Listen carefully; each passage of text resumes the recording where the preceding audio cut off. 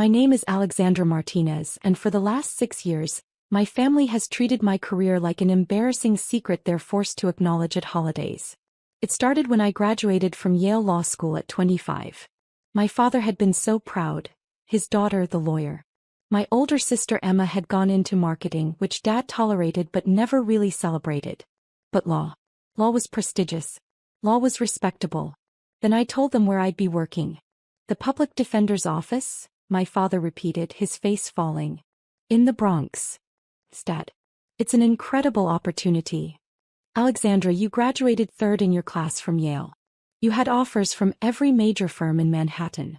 Sullivan and Cromwell wanted you. Cravath wanted you. And you're choosing to defend criminals for $63,000 a year. I'm choosing to defend people who can't afford representation. It's constitutional work, Dad. It matters. My mother had put her hand on his arm. Richard, maybe it's just for a year or two. Like a fellowship. But it wasn't just for a year or two. I spent 6 years as a public defender handling everything from misdemeanors to murder cases. I worked 100-hour weeks, fought against prosecutors with unlimited resources, and won more cases than I lost. I became known in the Bronx as the firewall. Because no matter how strong the prosecution's case seemed, I'd find a way through. My family never understood it. Every holiday gathering was the same. My sister Emma would talk about her marketing campaigns for luxury brands, her salary increases, her corner office with a view of Central Park. My parents would beam with pride. Then they'd turn to me. Still working with criminals, Alex? They're called defendants, Mom. And yes. When are you going to move to a real firm? Emma's boyfriend knows some partners at. I'm happy where I am. The disappointment was always palpable. 3 years ago, Emma started dating Trevor Williams. Trevor was a federal prosecutor in the Southern District of New York. And my father loved him instantly. Here was a lawyer who put criminals away instead of defending them. Here was someone who made $185,000 a year at 32. Here was the legal career my father had wanted for me. Trevor is going places, Dad would say at every opportunity. The U.S. Attorney's Office is grooming him for bigger things. Maybe even a judgeship someday. He wasn't wrong. Last year, at 35, Trevor had been nominated to the Federal District Court for the Southern District of New York. At 35. It was almost unheard of. Most federal judges weren't appointed until their late 40s or 50s. My father had thrown a celebration dinner the night Trevor's nomination was announced. Champagne, speeches, toasts about how Trevor represented the best of the legal profession. I'd sat quietly at the end of the table, listening to my father praise the man who'd been on the opposite side of 3 of my cases. Trevor had won 2 of them. I'd won one. A complete dismissal that had made the New York Times because of the prosecutorial misconduct I'd exposed. Trevor and I never spoke about our courtroom encounters at family dinners. It was an unspoken rule. My family wanted to believe we were both lawyers just doing different things. They didn't want to acknowledge that we were adversaries. But we were. What my family didn't know, what I'd carefully kept from them, was that 6 months ago, everything had changed. 6 months ago, I'd received a call from Senator Patricia Chen's office. Ms. Martinez, the senator would like to meet with you regarding a judicial vacancy. I'd assumed it was about recommending someone else. I'd worked with dozens of talented attorneys who deserved recognition. But when I arrived at the senator's Manhattan office, she got straight to the point. Alexandra, how would you feel about a federal judgeship? I'd stared at her. I'm sorry, what? Judge Morrison is retiring from the Second Circuit Court of Appeals. It's one of the most important courts in the country, just below the Supreme Court. I'm looking for someone brilliant, principled, and unafraid of powerful interests. Your name keeps coming up. Senator, I'm 31 years old. I'm a public defender. Federal appellate judges are usually older white men from corporate firms, yes. Which is exactly why we need to change that pattern. You've argued and won 15 appellate cases. You've exposed corruption in 3 prosecutors' offices. You've written articles on constitutional law that have been cited in Supreme Court opinions. And you're fearless. She'd slid a folder across her desk. This is a letter of support from the Chief Judge of the Second Circuit. This is a letter from the Dean of Yale Law. This is a letter from the New York Civil Liberties Union. This is a letter from 20 public defenders across 3 states. Everyone I've spoken to says the same thing. You're the best legal mind of your generation. I'd opened the folder with shaking hands. The letters were glowing. The dean of Yale had written, "In 30 years of teaching, I have never encountered a legal mind as sharp or a moral compass as true as Alexander Martinez's. I don't know what to say. Say you'll accept the nomination." The process had moved incredibly fast. The senator had connections. The timing was right. The president needed a win on judicial appointments and my record was unimpeachable. I was young, yes, but my work spoke for itself. The FBI background check was thorough. The American Bar Association rated me well qualified, their highest rating. The Senate Judiciary Committee hearing was scheduled for 3 months out. I told no one. Not my family, not my colleagues at the public defender's office, not my closest friends. Judicial nominations could fall apart for countless reasons. A past client causing controversy, a political shift, an opposition campaign. I didn't want to celebrate prematurely. Then 2 weeks ago I'd been confirmed by the Senate. 67 to 33. A strong bipartisan vote. Yesterday I'd been sworn in as the youngest judge ever appointed to the Second Circuit Court of Appeals. At 31 years old. The ceremony had been private, attended only by the Chief Justice, Senator Chin, and a few clerks. The press release would go out Monday morning. Until then, I was under strict orders to keep it confidential. The Chief Justice wanted to coordinate media strategy around several judicial appointments being announced simultaneously. My chambers were ready. My nameplate had been installed. Honorable Alexander Martinez, Circuit Judge. And Monday morning, I had my first case assignment meeting with the Chief Justice and the other judges on the Second Circuit. The same Monday morning as my father's retirement party. The text from my father came on Wednesday, 5 days before both events. Retirement party Saturday, 6 p.m. at the plaza. Black tie. Everyone important will be there. I read it twice. My father was retiring after 35 years as a senior executive at a major pharmaceutical company. This was a big deal for him. Of course I'd be there. I replied, "I'll be there. Congratulations, Dad." An hour later, another text. "Actually, I need to talk to you about the party." He called immediately after. "Alex, I need to ask you for a favor." "Of course, Dad." "What is it?" "The party is going to be high profile. Board members, executives, investors. Trevor's parents are coming, his father is on the board, you know. And Trevor just got his official commission as a federal judge last week. He'll be sworn in Monday morning." "That's great," I said, meaning it. Whatever our professional relationship, Trevor had worked hard for the appointment. "Yes, well, the thing is, Emma is going to be there with Trevor and she's going to announce their engagement. We're planning this whole moment. Trevor's judicial appointment, their engagement, my retirement. It's a celebration of success." I waited, sensing something coming. "Alex, I think it might be better if you don't come." The words hung in the air. "You're uninviting me from your retirement party?" "Not uninviting. Just suggesting it might be more comfortable for everyone if you sat this one out. Trevor's going to be surrounded by legal professionals, judges, senior prosecutors. And you're still with the public defender's office. It creates an awkward contrast." "An awkward contrast," I repeated slowly. "You defend the people Trevor prosecuted, Alex. You've been on opposite sides in court. It's going to raise questions, create uncomfortable conversations.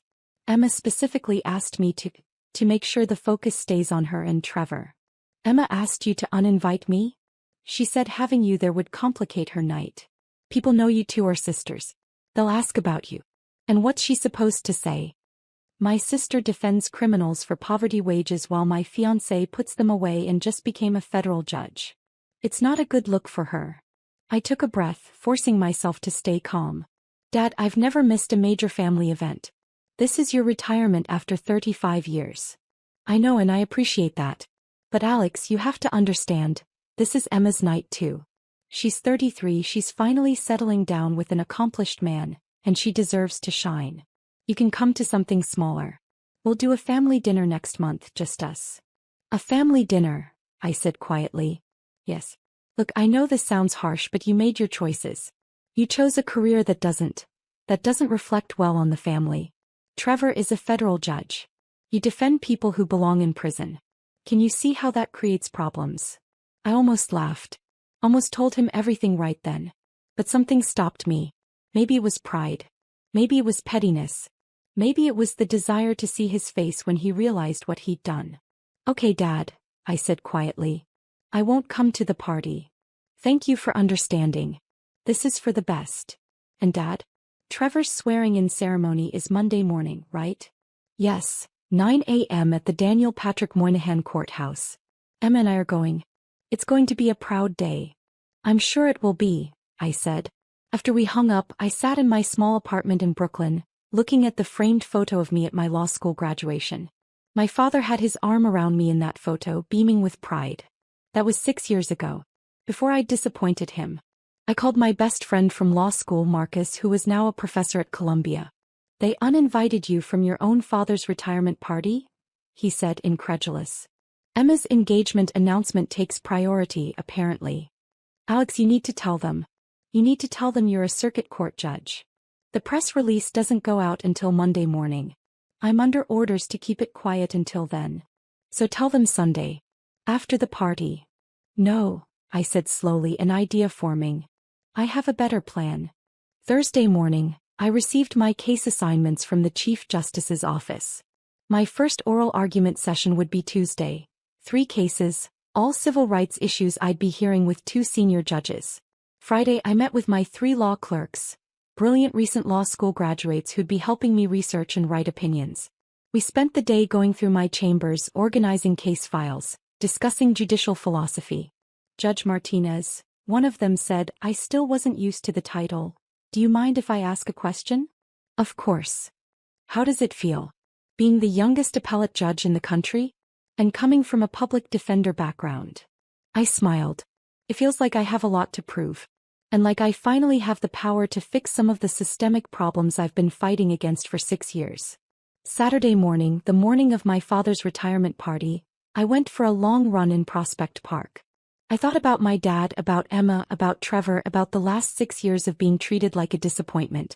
I thought about showing up to the party anyway, making a scene, announcing my appointment in front of everyone. But that wasn't who I was. I didn't need their validation. I didn't need their party. I spent the afternoon reading case files for Tuesday's oral arguments. At 6 p.m. when the party was starting, I ordered Thai food and continued working. My phone buzzed. A text from Emma. "Dad said you're not coming. Probably for the best. Trevor's parents keep asking about you and it's awkward explaining what you do. Enjoy your evening." I didn't respond. At 8 p.m. my phone buzzed again. A photo in the family group chat. Emma and Trevor, her showing off a massive engagement ring, my father beaming beside them. The caption, "So much to celebrate. Trevor's federal judgeship and our engagement. Best night ever." Dozens of comments flooded in from relatives. "Congratulations. What an accomplished couple. A federal judge in the family. How wonderful." My Aunt Nancy commented, "Too bad Alex couldn't be here, but I understand she's busy with her work." I turned off my phone and went to bed early. I had a big day Monday. Monday morning I woke at 5 a.m. I put on my most expensive suit, a black Armani I'd bought specifically for the swearing-in ceremony that my family didn't know about. I had my hair done professionally. I looked like exactly what I was, a federal appellate judge. At 8 a.m., I arrived at the Thurgood Marshall United States Courthouse at 40 Foley Square. Not the Daniel Patrick Moynihan Courthouse where Trevor would be sworn in. That was for district court judges. The Thurgood Marshall Courthouse housed the Second Circuit Court of Appeals, one level up in prestige and power. My chambers were on the 15th floor with views of downtown Manhattan. My nameplate gleamed on the door. Honorable Alexander Martinez, United States Circuit Judge. At 8:30, I met with the Chief Justice and the other Second Circuit judges for our case assignment meeting. We discussed the week's oral arguments, debated some procedural issues and reviewed pending motions. At 9:15 my assistant knocked on my door. "Judge Martinez, Judge Williams just arrived for his orientation meeting. Chief Justice Roberts is walking him over. Trevor. Here. For his orientation on how appellate courts worked, since district court judges needed to understand the appeals process. Thank you, Jennifer. Please show them to the conference room. I'll be right there." I took a breath, straightened my robes. Yes, I was wearing my judicial robes for the first time, and walked down the hallway. Through the glass walls of the conference room, I could see Trevor in his new suit, looking proud and confident. The Chief Justice was speaking to him, gesturing around the courthouse. I opened the door. "Good morning, Chief Justice." "Good morning, Judge Williams." Trevor turned around. His face went completely white. "Alex," he said, his voice barely a whisper. "Judge Martinez," the Chief Justice corrected gently. "Though I understand you two know each other." "Trevor, Judge Martinez was confirmed to the Second Circuit 2 weeks ago. She'll be one of the appellate judges reviewing cases from your district court." Trevor stared at me. At my robes. At the nameplate I'd brought with me to the conference room. You're a circuit court judge?" he managed. "As of last week," I said calmly. "Please sit down. The Chief Justice and I are here to walk you through how the appellate process works." Trevor sat down mechanically, still staring. The Chief Justice began explaining the relationship between district courts and appellate courts, how cases moved up the chain, what district court judges needed to include in their rulings to make them easier to review on appeal. Trevor wasn't listening. He kept looking at me, then at the Chief Justice, then back at me. "I'm sorry," Trevor finally interrupted. "I need to understand. Alex, Judge Martinez, is on the Second Circuit? The Court of Appeals?" "That's correct," the Chief Justice said. "But she's 31 years old." 31 and brilliant," the Chief Justice said firmly. "Her confirmation was one of the smoothest I've seen in years. The American Bar Association gave her their highest rating. Her Senate confirmation was 67-33, which in this political climate is practically unanimous. But she was a public defender. And one of the finest lawyers I've encountered in my career," the Chief Justice said, his tone cooling slightly. "Judge Martinez has argued 15 appellate cases and won 13 of them. She's exposed prosecutorial misconduct in 3 separate offices. She's written extensively on constitutional law. Her legal mind is exceptional." Trevor looked like he might be sick. "The press release went out an hour ago," I said quietly. "It's probably hitting the news now." Trevor pulled out his phone with shaking hands. His face somehow went even paler as he scrolled. "Oh my God," he whispered. "Oh my God, Emma. Your father." "What about them?" the Chief Justice asked, confused. "They're my fiancée and her father," Trevor said faintly. They don't know." "Don't know what?" "That Alex, that Judge Martinez, is on the Second Circuit." The Chief Justice looked at me, then at Trevor, understanding dawning. "I see," he said carefully. "Well, they'll know now. It's front page of the New York Times legal section. At 31, Alexandra Martinez becomes youngest Second Circuit judge in history, breaking barriers as former public defender." Trevor was scrolling frantically through his phone. "My phone is exploding," he said. "Every lawyer I know is texting me. Emma is calling. Your father is calling." He looked at me. "Why didn't you tell them?" "They didn't ask," I said simply. "And I was under orders to keep the appointment confidential until the press release went out. But at the party, Emma announced our engagement. I was celebrating my appointment. If we'd known you were..." He stopped, realizing what he was saying. "If you'd known I was a circuit court judge, you wouldn't have excluded me?" I finished for him. "That's interesting, Trevor. Because my career didn't change. My accomplishments didn't change. The only thing that changed was your perception of their value." My phone buzzed on the table. Then again. And again. The Chief Justice glanced at it. "You should probably turn that off. You're going to be receiving a lot of attention today."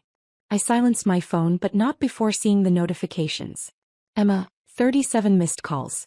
Dad, 28 missed calls. Mom, 19 missed calls. The family group chat, 156 unread messages. Trevor stood up abruptly. I need to call Emma." "Excuse me."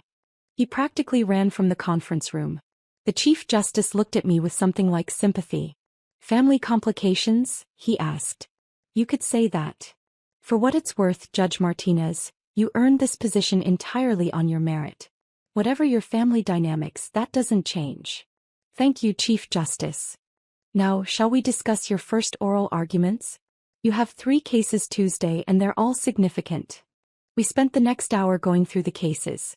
By the time we finished, my phone showed 94 missed calls and over 200 text messages. At 11 a.m. Jennifer knocked again. Judge Martinez, there are reporters in the lobby. They want an interview about your appointment. And there's a woman claiming to be your sister demanding to see you. Tell the reporters I'll issue a statement this afternoon. And tell my sister that I'm in a judicial proceeding and cannot be disturbed. Yes, ma'am. At noon I finally checked my messages. Emma's text had progressed from confused to angry to panicked. Alex, call me now. Why didn't you tell us? Trevor is humiliated. Everyone at his swearing-in ceremony was talking about you instead of him. Dad is in shock. How could you do this to us? You deliberately let us exclude you from the party knowing you were a circuit court judge? This is so typical of you. Making everything about yourself. My father's messages were similar. Alexandro, we need to talk immediately. I just read the New York Times. Is this real? Do you have any idea how humiliating this is? Everyone at the party was there Saturday. Now they're all calling asking why we didn't mention your appointment. People think we didn't know our own daughter was appointed to the Second Circuit. We look like fools. My mother's messages were the most emotional. Alex, please call. Your father is devastated. Emma's crying. This is a disaster. Why didn't you tell us? We could have celebrated together. Please, sweetheart, we need to fix this. The family group chat was pure chaos. Aunt Nancy, did everyone know about Alex except us? Uncle Frank, a circuit court judge. That's higher than Trevor's position. Cousin Maria, wait, I'm confused. I thought Alex was just a public defender. Emma, she was. She deliberately hid this from us. Uncle Frank, actually this is incredible. A Second Circuit judge at 31? That's historic. Emma, that's not the point. Uncle Frank, I think that's exactly the point. I turned off my phone and went to lunch with two of my new colleagues, senior judges who'd been on the Second Circuit for over a decade. We heard about your family situation, Judge Chen said kindly. Courthouses are small communities. Word travels. It's complicated, I said. It always is, Judge Robertson added. For what it's worth, I've read your work. Your appellate briefs from your public defender days are taught at Harvard Law now. You deserve to be here. Thank you. And between us? Judge Chen leaned in. Trevor Williams is a fine district court judge, but he's not Second Circuit material. Not yet, maybe not ever. You are. Don't let family politics make you doubt that. By Tuesday morning, the story had exploded. The New York Times ran a feature. From public defender to federal appellate judge, Alexandra Martinez's unlikely journey. The Washington Post published an op-ed, Why We Need More Judges Like Alexandra Martinez. NPR interviewed Senator Chen, who praised my extraordinary legal mind and unwavering commitment to justice. CNN ran a segment about the historic nature of my appointment. The youngest Second Circuit judge ever, one of the few former public defenders on any federal appellate court. And buried in all the coverage was a small but telling detail. Judge Martinez's sister Emma is engaged to Judge Trevor Williams, who was sworn in to the Southern District of New York on Monday. The Martinez family was unavailable for comment. My phone never stopped ringing. I kept it off. Instead, I focused on my work. Tuesday morning, I heard my first oral arguments. 3 cases, each involving civil rights violations. I asked sharp questions, challenged both sides' arguments, and felt the weight of the responsibility I now carried. After the arguments, Judge Robertson found me in my chambers. You were exceptional up there, he said. Tough questions, clear thinking, genuine engagement with the issues. You're a natural. Thank you. It felt heavy. Yes. Good. It should. You're deciding people's lives, their rights, their futures.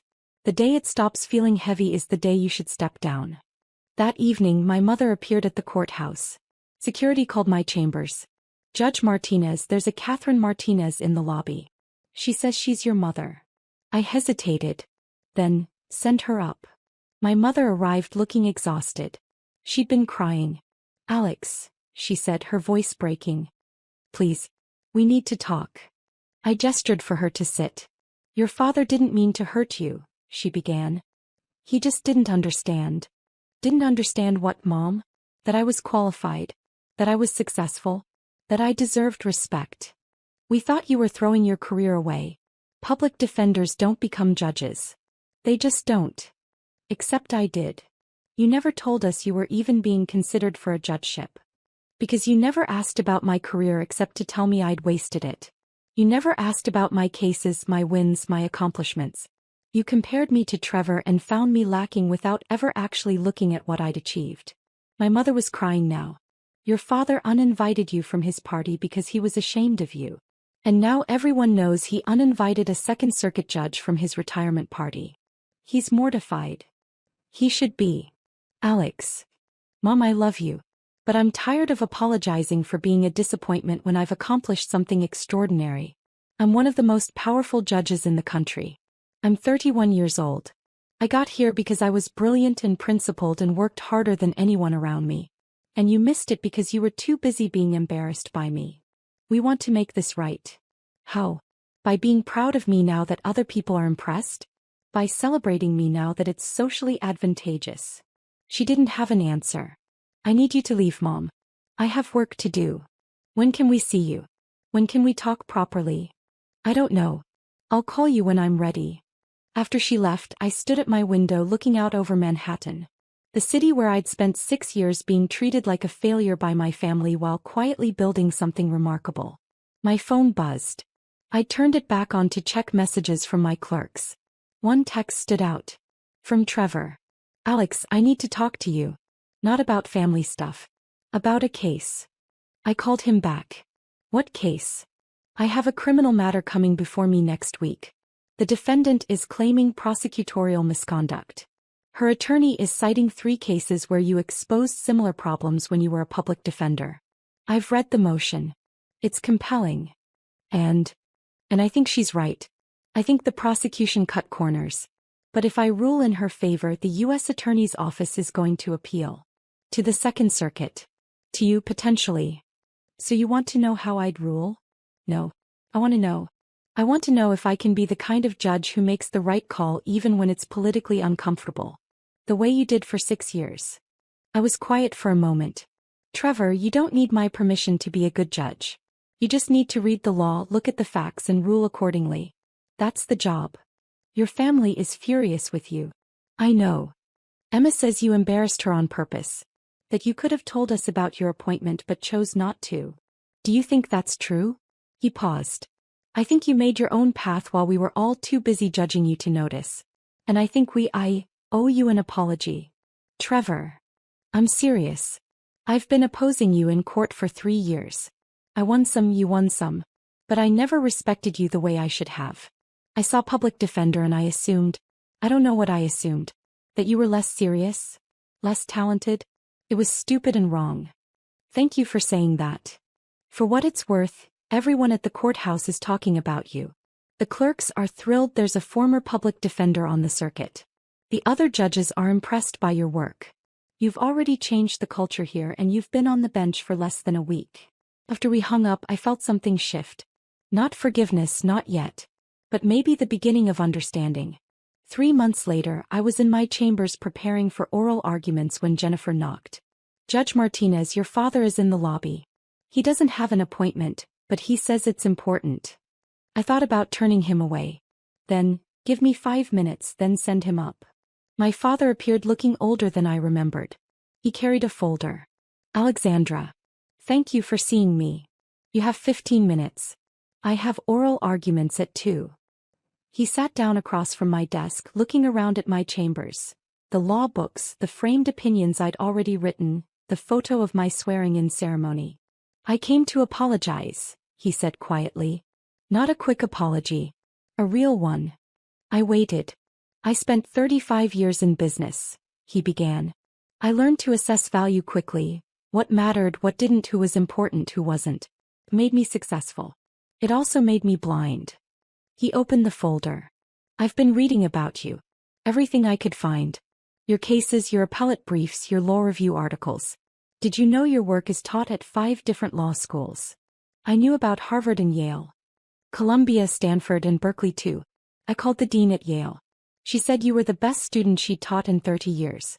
She couldn't believe we weren't celebrating you constantly. He pulled out a printed article. This is from the National Law Journal. They ranked you as one of the 40 most influential lawyers under 40 in America. You're number 12. Trevor is number 37. Dad. Let me finish. I was proud of Trevor because he fit my understanding of success. Federal prosecutor, federal judge, impressive salary, powerful position. But I didn't understand that you'd achieved something rarer. You changed the system. You protected people who had no one else. You did it brilliantly enough to be appointed to one of the most important courts in the country at 31 years old. He looked at me directly. I was wrong, Alexandra. Not just about the party. About 6 years of treating you like you'd failed when you were succeeding in ways I was too narrow to recognize. I'm sorry. Thank you, I said quietly. I know I can't fix this with one conversation. I know I hurt you deeply. But I want to try. If you'll let me. I thought about it. About 6 years of disappointment. About the retirement party. About being treated like an embarrassment. But I also thought about my mother's visit, about Trevor's call, about the article my father had brought showing he'd done actual research into my career. I'll think about it, I said. But Dad, I need you to understand something. My career isn't less valuable because it doesn't look like yours. My success isn't less meaningful because it came from helping people instead of from making money. If you can't understand that, we can't move forward. I understand that now, he said. I should have understood it 6 years ago. After he left, I returned to preparing for oral arguments. The case involved qualified immunity. Whether police officers could be sued for constitutional violations. It was exactly the kind of systemic issue I'd fought against as a public defender. Now I had the power to change it. That evening I had dinner with Marcus, my law school friend who'd supported me through everything. How does it feel? He asked. 3 months in. Heavy, I said. Important. Right. Your family. Getting there. Maybe. Slowly. And you? Are you happy? I thought about my chambers, my clerks, my colleagues. About the oral arguments where I pushed lawyers to defend their positions. About the opinions I was writing that would shape constitutional law. About waking up every day knowing I was doing exactly what I was meant to do. Yes, I said. I'm happy. My phone buzzed. A text from Emma. Can we meet for coffee? I owe you an apology. A real one. I stared at the message for a long moment. Then I typed, Saturday at 10? There's a place in Brooklyn I like. Her response was immediate. I'll be there. Thank you, Alex. I set my phone down and looked out at the Manhattan skyline, the same view I'd seen from my chambers every day for 3 months. My family had thought I was an embarrassment. They'd excluded me, dismissed me, treated my career like a failure. But I'd built something extraordinary. I'd changed lives, protected rights, and earned one of the most important positions in the American legal system. I was the Honorable Alexander Martinez, United States Circuit Judge for the Second Circuit Court of Appeals. And I'd done it not despite being a public defender but because of it. I'd proven that success doesn't always look like what your family expects. Sometimes it looks like standing up for people everyone else has given up on. Sometimes it looks like fighting uphill battles in underfunded offices. Sometimes it looks like choosing principle over prestige. And sometimes, if you're brilliant and dedicated and a little bit lucky, that path leads you exactly where you're meant to be. My chambers. My courtroom. My chance to change the system from the inside. They'd uninvited me from the party. I'd built my own.